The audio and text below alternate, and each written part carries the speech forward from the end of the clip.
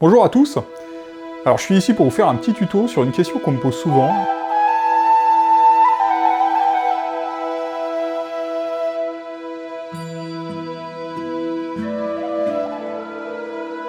Et ça fait longtemps que je l'avais en tête, ce tuto. On est au sommet. Ah non, merde. On s'est gouré de montagne.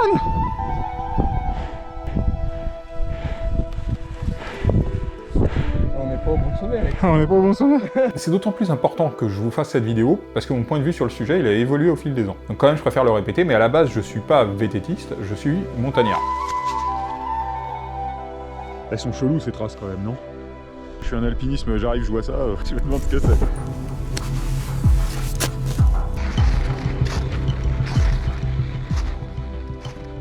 Et le vélo, c'est venu après en complément. Ce tuto, il s'adresse pas que aux vététistes, il s'adresse tout autant aux gars qui ont aucune expérience de la montagne qu'aux montagnards expérimentés, parce que je pense que ce que je vais dire peut très bien les intéresser. Alors, il y a un peu deux aspects à cette question, qui est d'une part, comment on fait pour pas se perdre dans un milieu de montagne, et d'autre part, comment je trouve mes lignes. Et ce qui revient souvent un peu au même.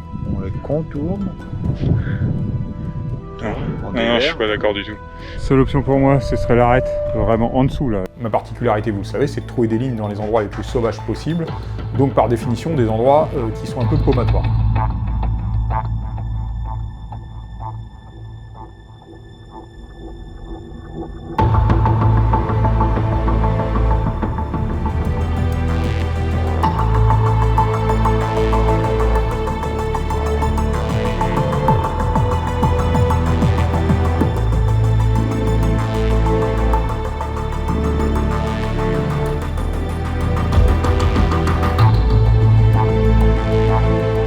Le critère de base, c'est qu'en fait, on doit pouvoir se débrouiller tout seul. Quand je dis tout seul, ça veut dire que la plupart des gens qui récupèrent un circuit sur internet avec un tracé GPS et qui le foutent dans le téléphone, et qui ensuite vont le faire et rentrent sans se poser plus de questions que suivre le téléphone, pour moi, ça, c'est pas faire de la montagne, et c'est pas s'orienter en montagne, pas du tout.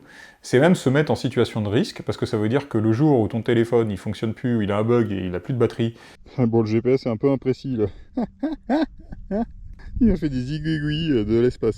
Ou alors, si ton tracé GPS il est foireux et qu'en fait il t'emmène dans un endroit où il fallait pas, et bien dans ce cas-là, tu te retrouves en difficulté parce que tu sauras pas t'en sortir tout seul. Malgré tout, le fait de se perdre en montagne, c'est jamais anodin, parce qu'il faut avoir en tête que même si on est en plein été, même s'il fait beau, si on se paume, et si on n'est pas rentré à la voiture à la nuit, dans ce cas-là, ça veut dire qu'en fait, on doit se retrouver à passer une nuit à 2000 ou 3000 mètres d'altitude sans avoir aucun équipement pour, et là, on peut vite se retrouver en risque vital du fait des chutes de température durant la nuit, même en plein été. Et je parle pas, ou pas encore, là je vais y venir, des cas de figure problématiques. Comment tu la sens cette nuit? Je pense que ça va être minéral cette nuit. Alors, pour revenir à la base, il y a plusieurs moyens de s'orienter en montagne. Alors je vais les citer tous, et puis après j'expliquerai en détail comment les utiliser. Le premier, c'est le chemin existant lui-même avec son balisage.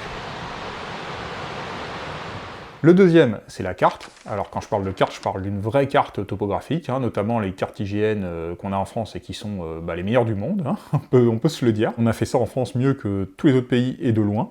Je suis à la recherche du sentier. Les cartes espagnoles, les cartes françaises, c'est pas la même.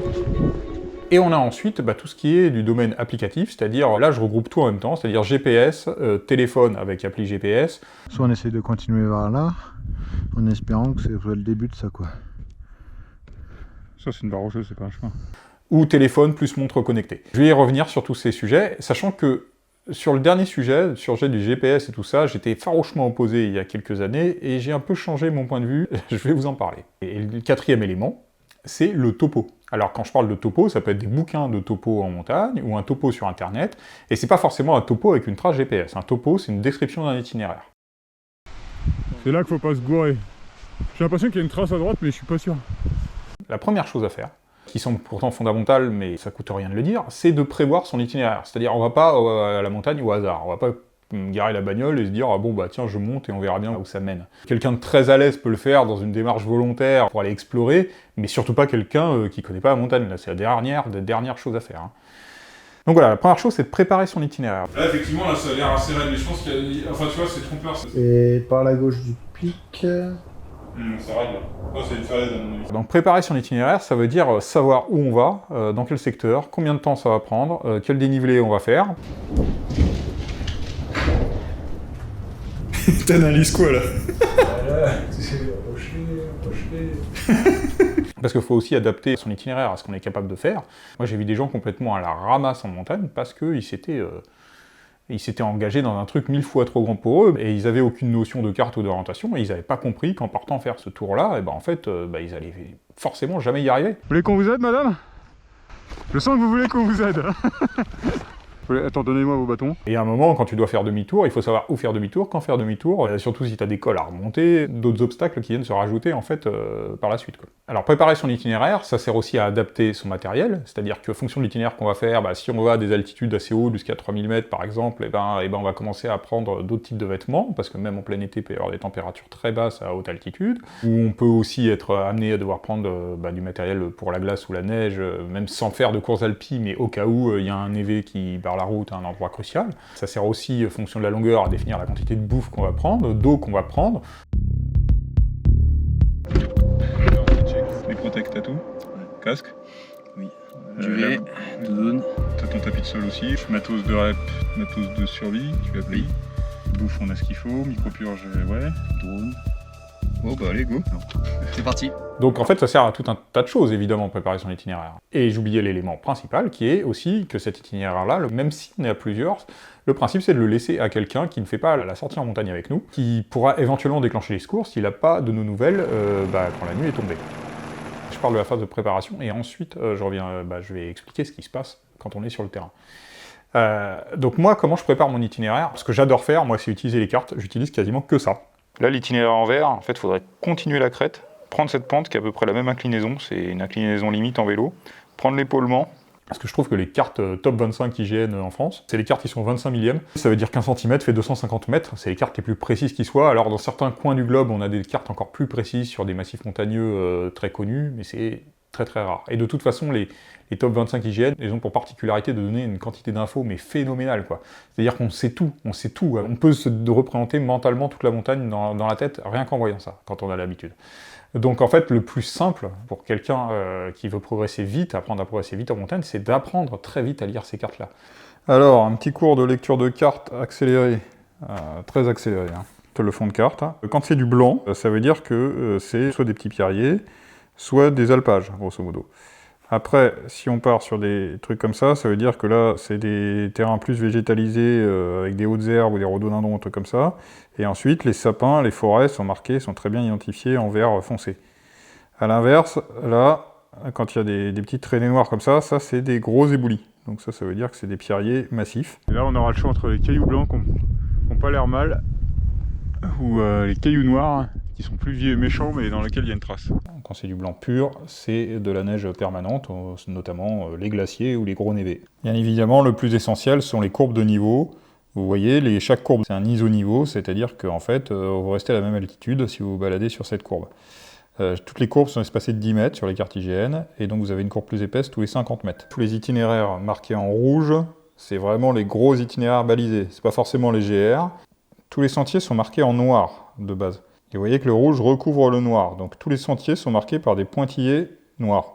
Donc là, ça veut dire que là, tu as un sentier, mais que là, le sentier principal, il passe là, en rouge.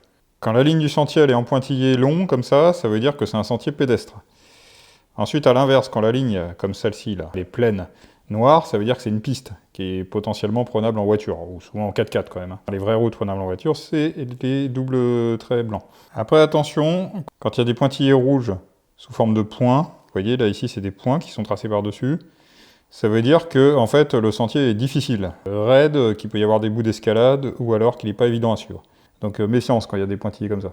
Vous avez aussi tous les itinéraires bleus, en pointillés, comme ça, qui sont les itinéraires d'hiver de ski de rando. Donc ça, c'est surtout pas des itinéraires à considérer pour la randonnée à pied. Après, un autre détail important, c'est les torrents, qui sont marqués en bleu. Alors attention, parce que les traits bleus continus sont des torrents qui coulent tout le temps, toute l'année, et les traits bleus pointillés sont des torrents qui coulent que, notamment au printemps, quand les neiges fond. Vous avez aussi toutes les sources qui sont marquées. Vous pouvez reprendre de l'eau sans aucun problème, là. Parce qu'une fois qu'on sait lire ces cartes, mais on a besoin que de ça dans le fond. Donc moi je les prépare essentiellement sur ces cartes-là, c'est-à-dire que même mes itinéraires, mes idées d'itinéraire, je peux les trouver sur ces cartes-là. Ensuite, ce que je fais, c'est qu'une fois que j'ai une idée d'itinéraire sur la carte, notamment par rapport aux problématiques du vélo, je vais recouper avec des photos que je trouve sur internet.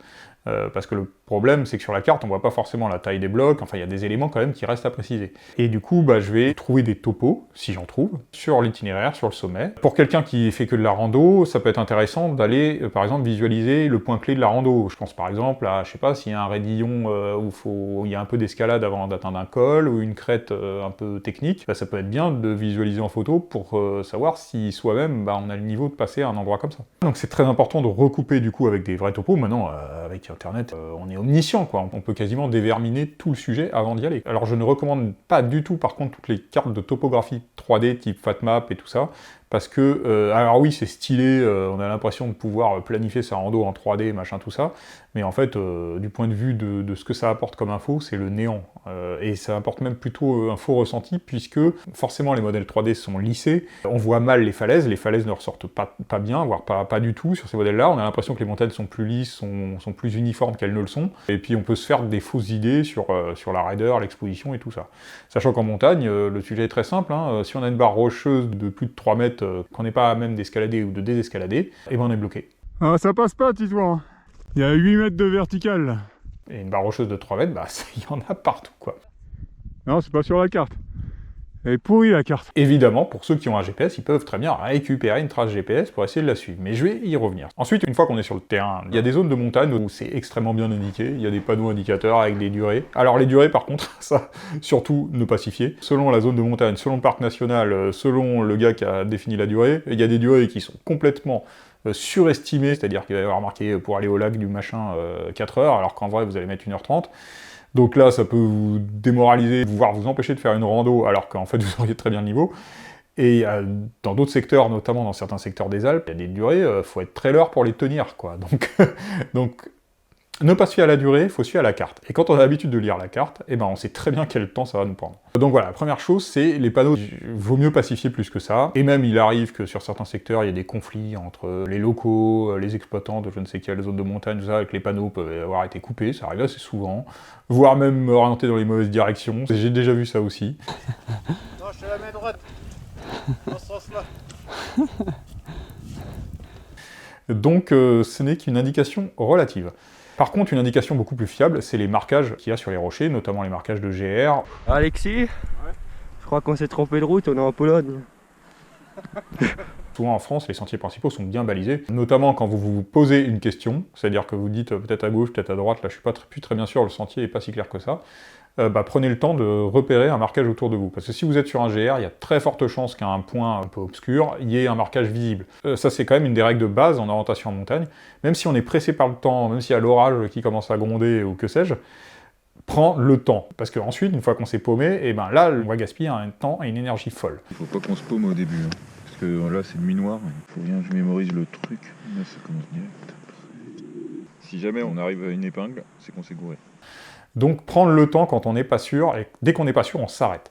Moi, ça m'arrive très souvent, même à basse altitude, quand c'est encore sur des très beaux sentiers, même avec des panneaux indicateurs, des trucs comme ça m'arrive très souvent de reprendre la carte à ces moments-là, pour être sûr de sûr, quoi. On est où? On est par là. Là, on est pile au Colado de la Coude, en fait. Normalement, il y a un sentier qui part juste là, à droite. Donc prendre le temps, regarder s'il n'y a pas un marquage, ce qui est très probable. Donc ça, c'est à plus basse altitude, c'est jusqu'au niveau des lacs, des cols connus, on va dire. Et après, quand on commence à être dans des terrains un peu plus hostiles, un peu plus freeride, un peu plus sauvages, les balisages disparaissent, les sentiers peuvent être de plus en plus difficiles à suivre, notamment dans les zones pierreuses où il n'y a plus que des blocs et tout ça. Et là, on commence à devoir suivre ce qu'on appelle des cairns. Donc les cairns, c'est les petits tas de pierres, en forme de pyramide, qui sont faits par les gens qui passent, et qui sont faits pour montrer les chemins. Normalement, il y a un chemin. C'est bon. Là, je suis sur le sentier, il y a les cairns. Enfin, le sentier. Je me comprends. Alors, je tiens à préciser là-dessus un truc important. Sur les endroits connus en montagne, ça devient une mode de faire des cairns partout. C'est-à-dire, les touristes, ils font des tas de pierres un peu partout, pour des considérations de je sais pas quoi, esthétiques, ou pour s'amuser. Mais non, en fait, surtout pas, parce que si on commence à foutre des cairns partout, en fait, on va perdre l'utilité première du cairn, qui est de montrer le chemin. Donc un cairn, c'est pas un petit hôtel de pierre traditionnel dédié aux dieux de la montagne. Non, le cairn, c'est un truc qui sert très basiquement à montrer le chemin. Vous descendez en fixant direct Vic de Sceaux, là. Ouais. Au bout d'un moment, il y a un cairn, il y a un gros cairn qui marque la rupture. Okay. Donc le départ, il est là. Et en fait, tout de suite, il y a un raidillon assez impressionnant. Plus bas.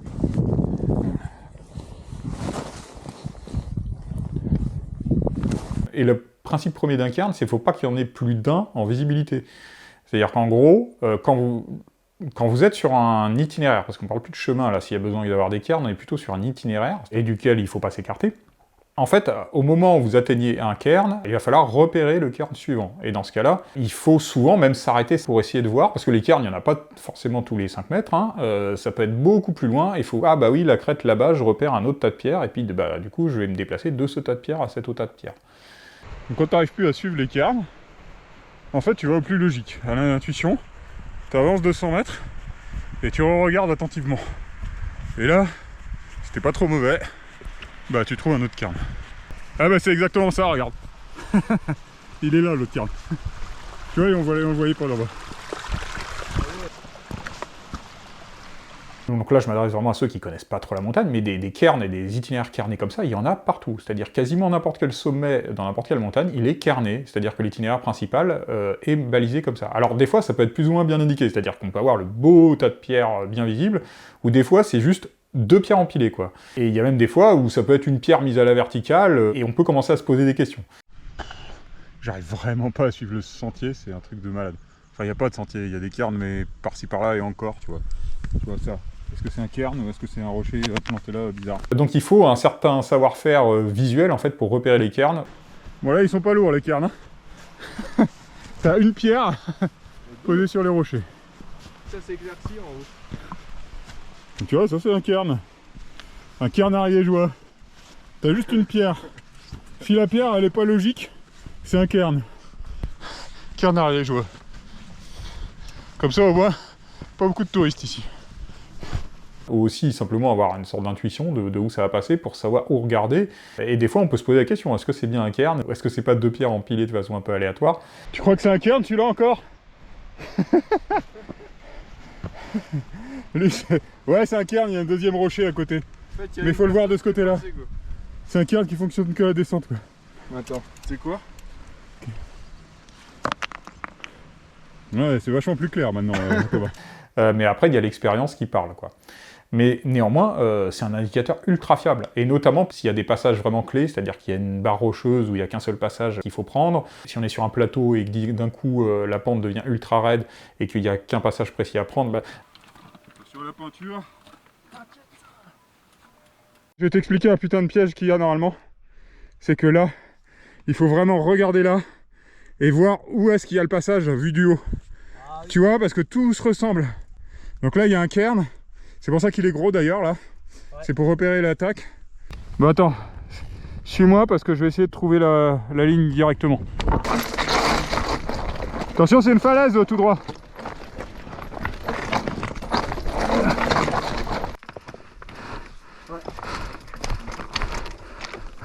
Tous ces endroits-là, en fait, qui sont des endroits clés ou qu'il ne faut pas louper, ils vont être très bien indiqués par des cairns. Normalement, à ces endroits-là, souvent, il y a un très beau cairn. Alors, ensuite, bien sûr, il y a la carte. Alors, la carte, elle sert à la préparation à la maison, mais elle sert bien évidemment sur le terrain. Quand on a l'habitude de lire les cartes, on sait très bien où on est exactement sur une carte top 25 hygiène. Alors, le mec qui s'y connaît. Ouais, avec une carte 50 millième où on voit rien. Par là. À peu près, hein. Fait quoi, là, alors? Il n'y a pas de sentier, là. On trace. En même temps, on aurait dû s'en douter, quand même. Freeride. Les freeride.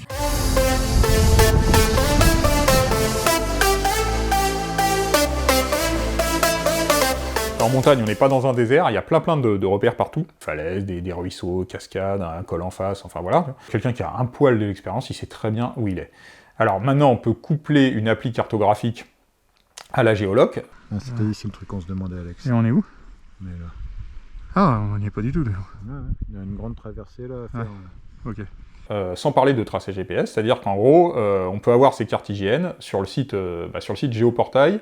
Alors le site Géoportail, il permet juste d'avoir gratuitement les cartes IGN sur son téléphone. Et c'est déjà top qu'on ait accès à ça gratuitement en France. Enfin, remarquez, c'est normal, hein, puisque finalement qu'on ait accès gratuitement, puisqu'ils ont fait toutes ces cartographies avec nos impôts quand même à la base. Donc. Mais après, le fait d'avoir la géolocalisation dessus, ça ne peut se faire que via des applis payantes, et il y a l'appli d'IGN qui s'appelle, en fait c'est Géoportail avec la géolocalisation, ça s'appelle IGN Rando, et ça marche super bien. C'est très merdique, il faut redescendre. Là on est là. Ouais. On n'a pas de choix. Ouais. Ouais, effectivement, mais pas qu'on s'embarque là-dedans. Et on peut aussi enregistrer son parcours et faire un suivi GPS ou mettre des parcours GPS dessus, donc ça peut aller plus loin.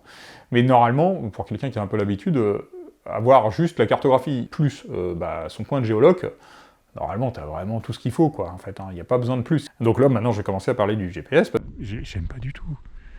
T'imagines pas à quel point j'aime pas ça. Le GPS, on peut l'utiliser de deux manières, et moi, je l'utilise maintenant, et d'une manière précise. On peut l'utiliser en mode suivi, c'est-à-dire que on va prendre un tracé, le prendre dans son téléphone, et le suivre, bêtement, comme on suit un indicateur avec une flèche.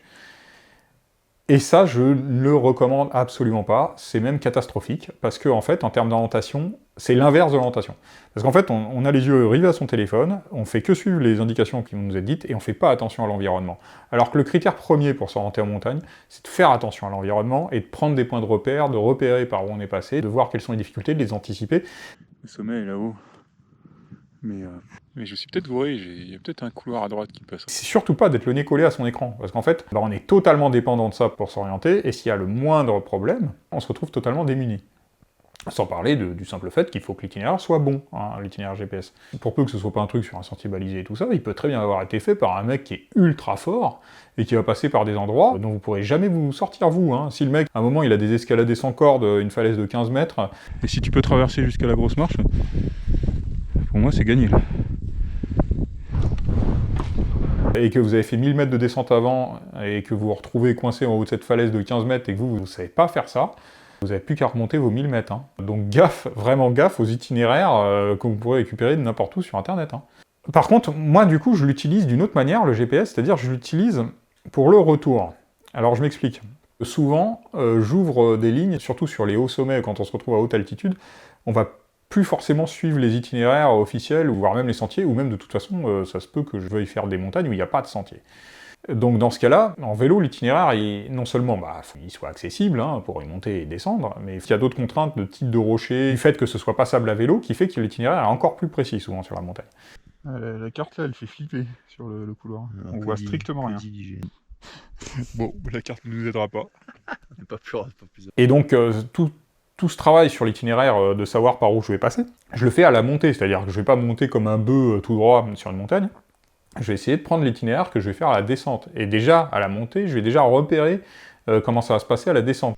C'est cool, je suis exactement là où je voulais être, et à l'heure où je voulais être. Bon, la lecture de terrain, par contre, pour la descente, va être complexe. Regardez, là, tu vois, en fait, on dirait que ça passe partout, mais ça passe pas du tout partout, quoi. J'ai certains cas où l'itinéraire s'est avéré extrêmement compliqué. Récemment, là, avec Dimitri, par exemple, on s'est paumé dans des flancs de montagne entiers où ça a été vraiment des labyrinthes. Donc là, on est totalement circonspect par rapport au chemin de descente, là. On sait pas du tout comment on va faire. J'ai jamais su aussi peu. Parce que là, il y a un nombre de possibilités infinies de se faire embarrer comme des débiles, quoi. Il y a 10 minutes, Alexis disait, moi j'ai même pas besoin de faire les montagnes, il suffit que je regarde la carte et je sais exactement comment ça va être. C'est pas faux. Des fois, il y a des flancs de montagne, en plus, qui peuvent sembler assez débonnaires, mais en fait, qui, quand on est dedans, sont des labyrinthes de falaises, quoi. Du coup, comment je m'en sers du GPS? C'est-à-dire qu'en fait, à la montée, j'en ai pas besoin, je fais tout à vue. C'est-à-dire que je regarde la carte, j'analyse un peu le truc, je visualise là où je vais passer, je prends un couloir, enfin, je me sers pas du GPS, clairement. Mais par contre, je l'ai mis en mode enregistré. Et ensuite, ce qui me sert pour deux choses, c'est-à-dire qu'à la descente, comme ça, j'ai plus de questions à me poser sur l'itinéraire en vélo, j'ai plus qu'à suivre en fait l'itinéraire que j'ai pris à la montée, le suivre à la descente, ce qui me permet de me focus sur le pilotage.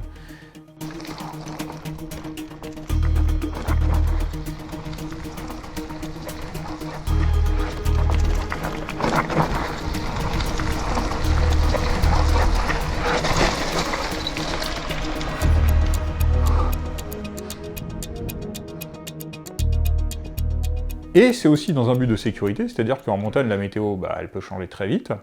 Et si on se retrouve notamment dans le brouillard, ce qui est vraiment l'événement météorologique le plus foireux et le plus lourd de conséquences qu'on puisse avoir en fait en montagne.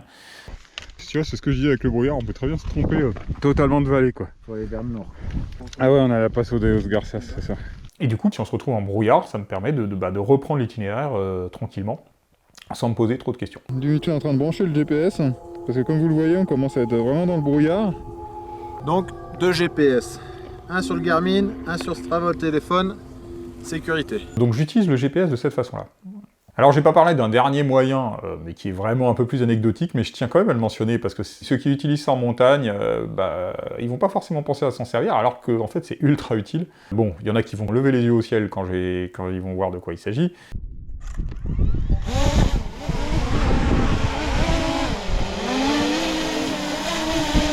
Alors le drone, oui ok, ça fait chier tout le monde en montagne, je suis d'accord. D'ailleurs, sachez que quand j'utilise un drone en montagne, en règle générale, il n'y a personne autour, je m'assure qu'il n'y a personne autour, et si jamais c'est sur un sommet où il y a quelqu'un, je lui demande toujours si ça le dérange si je lance le drone.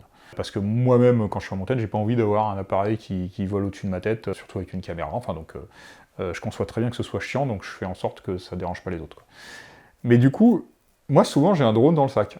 Et le drone, il m'a sorti 2 ou 3 fois de situations vraiment problématiques. Notamment une fois avec Dimitri en Espagne, on s'était retrouvé coincé sur un flanc de montagne où il y avait une énorme falaise. Je savais qu'il y avait une zone qui passait, enfin il y avait un couloir rocheux qui passait à un endroit précis. Et vu qu'on était en Espagne et qu'on était sur les cartes espagnoles elles sont beaucoup moins précises que les cartes françaises. J'ai pas du tout pu repérer le passage, on l'a dépassé, je sais pas ce qu'on a foutu. Et en fait, on trouvait plus où passer, on était vraiment coincés. Et du coup, j'ai envoyé le drone, et en prenant beaucoup de recul sur la montagne, j'ai trouvé exactement le point de passage. J'ai pris 2-3 repères visuels, et hop, on y est allé direct, et ça nous a sauvés, quoi. J'ai 2-3 exemples comme ça avec les drones, où en fait, c'est assez utile.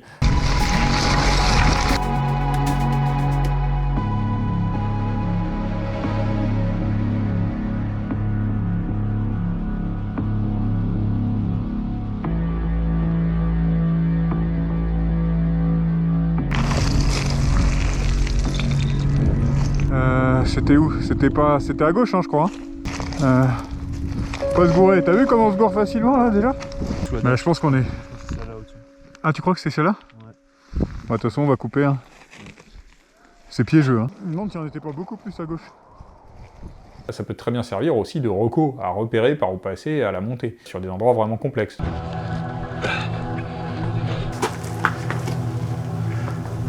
C'est chaud au-dessus, hein.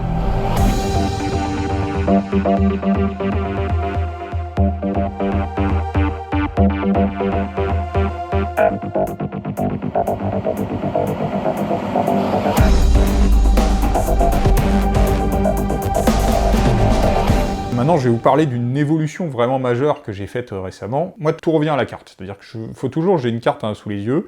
Avant, je me baladais toujours avec la carte papier, la vraie carte IGN, et d'ailleurs, dans des vidéos précédentes de tutos sur la sécurité en montagne, je disais qu'il fallait toujours avoir sa carte papier, parce que ton GPS ou ton téléphone, il peut tomber en panne, il peut tomber en rade de batterie. Donc en fait, se baser que sur ça, c'est pas forcément très judicieux. Mais j'ai changé d'avis récemment. On m'a proposé de tester une montre connectée. Alors une montre connectée, je vais vous dire ce que j'en pensais, et je vais vous dire ce que j'en pense maintenant, et je vais vous dire ce que j'en pense par rapport à la montagne. Moi, pour moi, on est bon. Mais... En tout cas, il faut aller sur ce côté, ouais. tout droit. Non, c'est assez intéressant comme sujet. C'est-à-dire que, moi, à la base, une montre connectée, quand j'ai vu ça sortir il y a quelques années, je me suis dit, non mais n'importe quoi. Déjà que je suis le premier à désactiver toutes les notifs de mon téléphone pour pas être emmerdé par tous les posts sur les réseaux sociaux, les messages, les trucs divers et variés, il y a que les notifs de mon téléphone de boulot que je laisse. Mais après, c'est tout, quoi. J'ai rien. Même mon téléphone perso, il n'a même pas de sonnerie. C'est-à-dire que je considère que quelqu'un n'a pas unilatéralement le droit de me déranger quand il veut, en fait. Hein. C'est vous dire le niveau où j'en suis. Donc si c'est pour avoir une montre au poignet qui me ressort les notifs que j'ai pas envie d'avoir en permanence, je me suis dit que c'était quand même pas ouf, quoi. Donc voilà, j'en étais là pendant plusieurs années, et j'ai commencé à changer d'avis au Chili, où en fait Dimitri avait une montre connectée. Et alors au Chili, il n'y a pas de cartographie IGN, mais par contre on avait quand même téléchargé des cartographies très globales, les cartographies Google Maps en fait, qui permettent de voir très grossièrement l'altitude. Mais le très grossièrement suffisait au Chili, parce que les montagnes sont tellement énormes que ça donnait déjà pas mal d'indications. Et en plus, au Chili, tout se ressemblait. N'importe quel sommet ressemblait parfaitement à n'importe quel autre sommet dans un environnement désertique, donc même une cartographie grossière, c'était une aide énorme. Avec sa montre connectée, les fonds de carte, il arrivait assez facilement à nous retrouver les itinéraires globaux. D'habitude, c'est moi qui suis le référent en orientation, et là, c'est lui, peu à peu, qui est devenu référent en orientation. C'est encore derrière la trace, normalement? Parce que avec l'aide de sa montre connectée, en fait, il était beaucoup plus pertinent que moi. C'est parce que moi, du coup, j'avais pas de carte, j'avais pas grand-chose, quoi. Et donc, lui, avec la géologue plus la montre, voilà. Donc ça a commencé à me... Je me suis dit, ouais.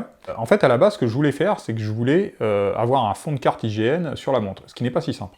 mais via une appli, dont je vais vous parler, je vais vous expliquer en détail comment on procède, mais via une appli spécifique, j'ai réussi à avoir ces fonds de carte connectés sur une montre, alors c'est des montres qui sont sous Wear OS. En gros, c'est le système d'exploitation Android. Alors, il faut savoir que toutes les applis ne sont pas compatibles avec les montres connectées, donc typiquement, l'appli IGN, elle fonctionne pas, parce que IGN n'a pas sorti son appli connectée. Et du coup, j'ai réussi à me télécharger les cartes sur la montre. Et là, en fait, de deux choses l'une. J'ai toujours dit que la carte, pour moi, c'était important de l'avoir en version papier, pour une question de fiabilité. Du coup, j'étais réticent de partir juste avec l'appli IGN et la carte sur mon téléphone, tu vois. Je le faisais de plus en plus, quand même, mais bon, voilà. Alors là, le fait d'avoir une montre connectée, ça change tout, parce que du coup, on a deux appareils distincts qui ont la cartographie, parce que du coup, les cartes, on peut les télécharger hors ligne sur la montre, donc en fait, avant de partir à un endroit spécifique, je télécharge la carte de l'endroit en question, et je la fous en dur sur la montre. Ensuite, la montre, elle est découplée du téléphone. Du coup, ça veut dire que j'ai déjà un doublon, donc la probabilité que j'ai mes deux appareils qui foirent en même temps, elle commence à devenir très mince. Donc, au point de vue sécurité, ça devient intéressant.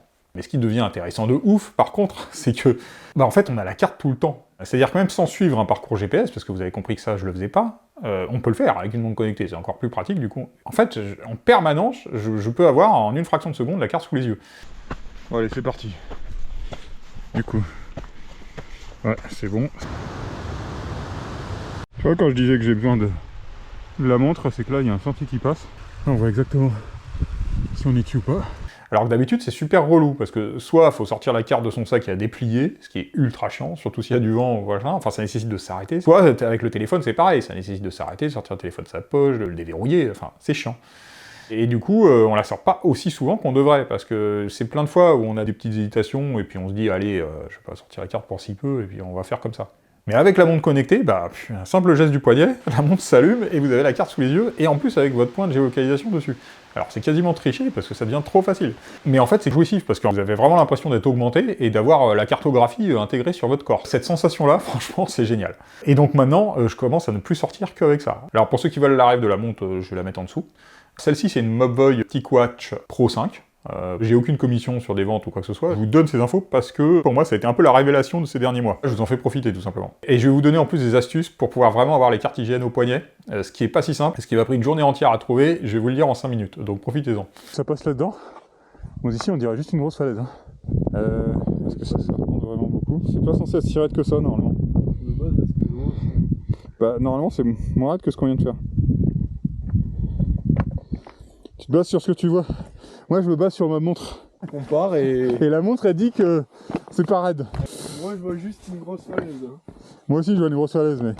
Alors, regarde pas.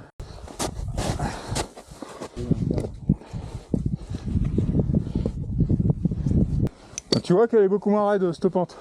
La montre avait raison. Et après, pour être franc, moi j'aime pas porter de montre en fait. J'aime pas le fait d'avoir une montre au poignet. Mais ça, c'est un autre critère où quand on voit les montres connectées, on a l'impression qu'elles sont très grosses, lourdes et tout ça. Pour ce qui est le cas de celle-là, en tout cas, elle est ultra légère et ça s'oublie totalement au poignet. Et je commence même à les porter au boulot et tout. Donc, le deuxième truc que je me disais, c'est la lisibilité. C'est minuscule une montre. Qu'est-ce qu'on voit sur un truc comme ça et en plein soleil, c'est naze. Bah non, pas du tout. En fait, la lisibilité, elle est excellente. La résolution est parfaite. Et en fait, c'est ultra intuitif, c'est ultra ergonomique, c'est vraiment bien foutu, je veux dire. En fait, d'avoir un petit bout de carte comme ça, ça suffit largement. On peut régler le niveau de zoom, on peut se déplacer sur la carte, donc c'est vraiment top, quoi. Je pensais aussi qu'il y avait un problème de batterie sur les montres connectées, mais alors mes premiers tests, clairement pas. Alors en plus il y a deux options, c'est-à-dire que soit la montre connectée, vous la laissez en liaison Bluetooth avec le téléphone, et dans ce cas-là elle récupère plein d'infos du téléphone, ce qui fait qu'en fait elle fonctionne beaucoup moins, puisque typiquement le GPS, les datas, si elle doit récupérer des datas ou des trucs comme ça, en fait elle récupère via le téléphone, donc en fait elle fait beaucoup moins d'opérations, et alors là la batterie elle dure largement supérieure à la journée, enfin ça dépend comment vous l'utilisez évidemment, mais sans trop l'utiliser, vous tenez facilement 2 jours. L'autre façon de l'utiliser, qui est encore plus intéressante en fait, c'est de la découpler du téléphone, on coupe tout, et là il y a 2 systèmes autonomes, le téléphone et la montre. Dans ce cas-là, votre montre elle dépense un peu plus de batterie, parce que typiquement elle va récupérer les signaux GPS en continu, mais néanmoins ça tient largement sur même une très très grosse sortie à la journée. Donc vraiment c'est génial. Donc c'est une Mobvoi TicWatch Pro 5, c'est une bonne montre avec des bons processeurs, et c'est vrai qu'on voit que c'est fluide et ça fonctionne bien. Et en plus, les montres connectées, elles permettent d'avoir d'autres types d'infos. Vous avez aussi accès à votre rythme cardiaque. Enfin là, je suis pas le mieux placé pour en parler. Non pas que je fais pas beaucoup de sport, mais simplement parce que je n'ai pas du tout une démarche de sportif pro. C'est-à-dire que je vais pas faire de l'entraînement en essayant d'optimiser tel ou tel paramètre avec des entraînements spécifiques en fonction de ce que j'ai amélioré. Je suis pas du tout dans cette dynamique. Pour moi, je fais tout au mental. Enfin, le corps humain est quand même super endurant et super bien foutu. Il peut nous emmener très loin, il suffit juste d'avoir le mental nécessaire à un point, quoi. Mais si on fait de la perf, si on fait des courses de trail et tout ça, là, effectivement, toutes les données liées au rythme cardiaque sont des données qui sont importantes. Mais c'est quand même intéressant de l'avoir, rien que pour comparer les moments de la sortie entre eux en termes d'efforts relatifs. Il y a aussi une autre chose qui est encore plus intéressante, même, je trouve, qui est le taux d'oxygénation du sang. Je sais pas comment la montre arrive à le capter. C'est assez ouf, je trouve. Mais ça semble quand même très fiable. Et ça, on l'avait utilisé notamment en Chili, où on pouvait suivre notre acclimatation à l'altitude via notre taux d'oxygénation, quoi. Et on voyait bien quand est-ce qu'on était à la ramasse et qu'il fallait redescendre, et quand est-ce qu'on était bon et qu'on pouvait attaquer, quoi. J'ai envie de dire, j'ai des trous noirs. J'ai peur de tomber dans les pommes. Sachant qu'au Chili, on est descendu à des taux d'oxygénation où on était descendu à 70, 75, enfin des trucs où normalement, si en France, t'arrives aux urgences avec un taux d'oxygénation aussi bas, ils te foutent dans un bloc de réa, quoi. Donc, et puis bien sûr, il y a toutes les données liées à la course elle-même, c'est-à-dire altitude, dénivelé, distance, enfin toutes les infos qu'on récupère avec notre tracé GPS. Maintenant, je vais vous expliquer comment j'ai fait pour avoir les cartes IGN sur cette montre. Là, c'est vraiment un tuto pratico-pratique, donc soyez attentifs parce que c'est assez subtil. L'appli que j'utilise, ça s'appelle Outdoor Active. Il faut à la fois l'appli téléphone et l'appli montre, parce que du coup, il faut que les deux se synchronisent. Dedans, vous pouvez aller sur le menu des cartes. Ça, ce sont les cartes IGN, les vraies cartes IGN, top 25. Et du coup, ces cartes-là, vous pouvez les télécharger. Pour les télécharger hors ligne, donc il suffit de cliquer sur cet onglet-là. Il vous dit la taille de la carte que ça va faire, vous voyez. Une fois qu'elle est téléchargée, vous pouvez la voir dans votre contenu si vous allez sur ma page, voilà. Donc là, vous voyez dans vos téléchargements. Donc là, la carte sauvegardée, là, celle que je viens de récupérer ici, la carte du Lustou. Donc là, ça veut dire qu'elle est dans votre téléphone. Donc maintenant, ce qu'on va faire, c'est que j'ouvre l'appli sur la montre, et je vais synchroniser mon compte avec celui du téléphone. Donc pour ça, il faut que la montre, elle soit connectée au moins en Bluetooth. Donc là, c'est bon. Donc là, je peux la synchroniser. Donc là, vous voyez que maintenant, la carte est apparue dans mon menu des cartes hors ligne. Par contre, elle n'a pas encore été basculée dans la montre, parce que vous voyez, celles qui sont basculées dans la montre, c'est celles qui ont une petite coche à droite. Du coup, il faut que je clique dessus, que je fasse télécharger la carte, et ensuite, via le Bluetooth, il va télécharger la carte sur la montre. Donc voilà, là la carte a été téléchargée, là on voit Genos qui est apparu avec une petite coche, donc ça veut dire que maintenant on peut l'ouvrir hors ligne. Alors cette appli est gratuite, par contre, bien sûr, le fait d'avoir les fonds de carte IGN, ça c'est pas une option gratuite. J'ai pas trouvé cette option gratuite, ça existe que sur les applis IGN Rando, mais qui sont pas valables pour les montres connectées. Donc en fait, il faut payer un abonnement de 30 € par mois. Alors, je suis pas payé par les créateurs de l'appli, je la connais pas. Mais du coup, enfin 30 € par mois pour avoir... pas par mois, pardon, 30 € par an pour avoir accès aux fonds de carte IGN de façon illimitée. Je crois que, par exemple, sur Garmin ou tout ça, c'est beaucoup plus cher, il me semble. Et du coup, ensuite, la petite astuce pour que ça fonctionne mieux en pleine montagne, c'est que, en fait, si vous laissez la montre connectée par Bluetooth au téléphone, en fait, la montre, elle va tenter de naviguer sur les cartes, mais pas de façon hors ligne. Elle va tenter d'utiliser les données mobiles du téléphone pour naviguer sur les cartes. Et les données mobiles en montagne, souvent, ça fonctionne pas bien. Donc en fait, votre navigation, elle va être un peu foireuse. Au début, je croyais que ça marchait mal, et en fait, non. Il suffit juste de déconnecter la montre du Bluetooth, quoi, de la déconnecter du téléphone. Et en fait, d'un coup, tout mode de fonctionnement hors ligne fonctionne de manière opérationnelle. Et en fait, la montre, elle va juste, via son propre signal GPS, tout positionner sur la carte hors ligne, et ça fonctionne nickel.